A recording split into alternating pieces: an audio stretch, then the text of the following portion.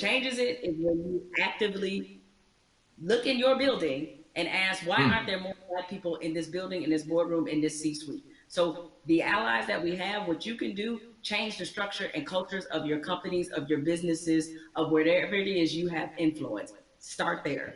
The thing I try to tell people is, it puts us in a no-win situation. I want our white sisters and brothers to be better educated and to care more, but I don't want to have to bear the burden of trying to teach and educate all the time. The reason you pay tuition is because it's costly to educate someone.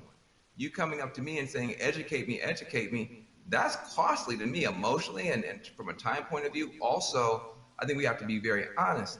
Nobody would go up to somebody and say, teach me Russian in 5 minutes. And by the way, make me feel good about it.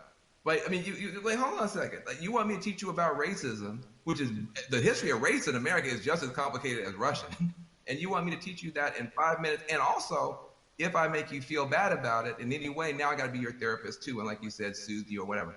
That's got to stop. I would love for somebody to come to me and say, I made my whole family watch the 13th and read The New Jim Crow and read White Fragility, and we had a question on page 52. Now, hey, we can have that conversation all day long because you're doing your homework, but don't flop on me like you never heard of Google. If you wanted to know about cryptocurrencies or whatever, you find that stuff out before any Black person ever heard of it. So I'm sure you can educate yourself about anything you want to know. I have to say something to you because I've never gotten a chance to talk to you. I feel like I know you because I'm such a big, mad, crazy fan. But I love you to death. I just am so proud of you. I say proud of you almost exactly. I am so proud that you exist. Where do you find the strength to continue to do what you're doing and say what you're saying, even in the face of opposition, to the point where now the whole world has to listen to you? Where did you find the strength when they weren't listening? I guess maybe this is just part of the Black woman's condition, is that we don't know any other way. And most of us, I come from a line of Black women who were just like this. My mother's like this. My grandmother was like this, where it's the old phrase we've all used as Black people, making a way out of no way.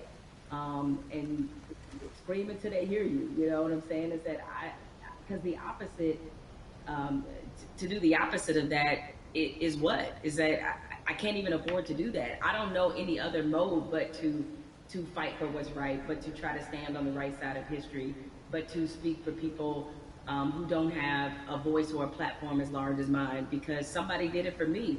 What advice do you have for people who want to have these conversations, maybe not as well spoken, not as well read as you might be, but who really are sincere and want to have a conversation? I think you have to start from a point of honesty and being real about what some of your beliefs, prejudice, biases are, where they come from, why you learned them. I think if you take anything else beyond race, as we get older, we do a whole lot of unlearning. Young folks, when you get to like your 30s, you do a whole lot of that, right? But my advice is to always start from the point of truth and honesty and self-awareness. And you'd be surprised what you can get accomplished just by digging into those things. I mean, if you know you come from a racist background, or if you come from where race was talking about a certain way, be honest about what those conversations were and what they taught you. And ask yourself, is this the kind of person that you really want to be? Yeah, I feel like there's a 21st century mindset and a 21st century skill set that, everybody's going to need a mindset of empathy.